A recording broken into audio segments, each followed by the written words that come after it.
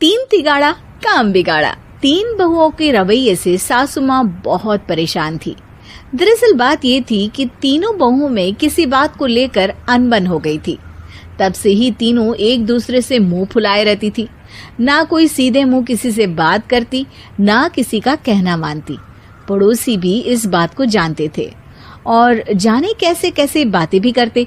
इसीलिए सासू माँ ने तीनों बहुओं को तुरंत अपने कमरे में बुलाया।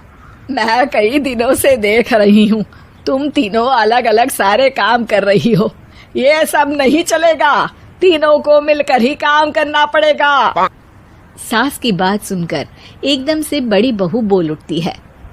नहीं मम्मी जी, मैं इन दोनों के साथ कुछ नहीं कर सकती। मैं इस घर की बड़ी बहू हूँ, फिर भी ये मेरा कहना बिल्कुल भी नहीं मानती। अरे जेठानी जी, जानबूझकर मुझे डबल काम करवाती है आप। और छोटी मुझसे टेढ़े मुंह ही बात करती है। इन दोनों के बीच हमेशा सैंडविच बन जाती है मेरी, और मैं हमेशा आलू की तरह बीच में मसली जाती हूँ। मम्मी जी, इन दोनों को लगता है कि मैं छोटी हूँ तो इनके पैरों तले दब जाऊंगी, लेकिन नहीं, मेरा भी उतना ही अधिकार है जितना इन दोनों का है। बड़ी आई दोनों मेरी चुगली करने के लिए, मुझे क्या कम समझ रखा है।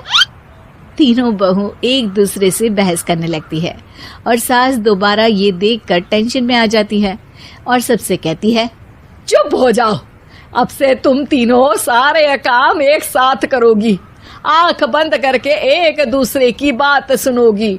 तुम तीनों इस बात को गांठ बांध लो, वरना अगली छुट्टियों में तुम्हारा अपना मायके जाना कैंसिल। सास की बातें सुनकर डर के मारे तीनों हामी भर देती हैं। जी मम्मी जी, मैं समझ गई। हाँ मम्मी जी, जैसा आप कहें।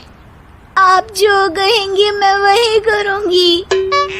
तीनों बहू सास की बात को गांठ बांध लेती है और वादा करती है कि अब से सारे काम वो तीनों एक साथ मिलकर ही करेंगी।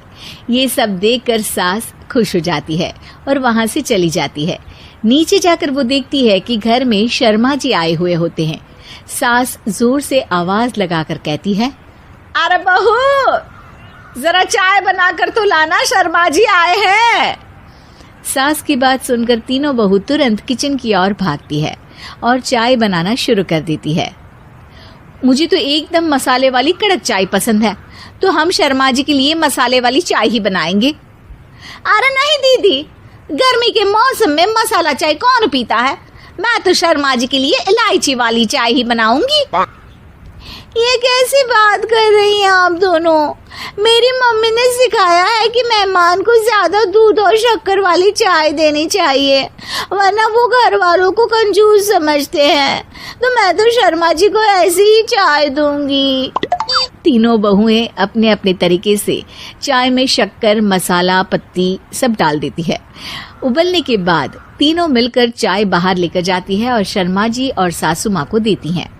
चाय पीने के बाद शर्मा जी सासू माँ को देखकर शर्मा जाते हैं और शर्मिंदा महसूस करते हैं कि आखिर उन्होंने चाय पीने के लिए हामी क्यों भरी। सासू माँ भी चाय पीना शुरू करती है और कहती हैं, अरे बहू, ये कैसी चाय बनाई है? चाय है या मीठे दूध की बासुंदी? हाँ, चाय अच्छी नहीं लगी क्या? कोई बात नहीं, हम पराठा बनाकर लाते हैं। चलो चलो अंदर। हाँ चलो। हाँ, आती हूँ मैं भी। नहीं, मेरा पेट चाय ने ही चौपट कर दिया, वही काफी है। पराठे से पोपट नहीं करवाना, मैं तो चलता हूँ। शर्मा जी चुपचाप पतली गली से निकल जाते हैं। अगले दिन सास बहुओं से कहती है, अरे बहू, जाओ जाके ऊपर के गेस्ट हाउस की सफाई कर दो। कल हमारे यहाँ मेरे दूर के रिश्तेदार आने वाले हैं, तो पूरे कमरे को चमका देना, समझी?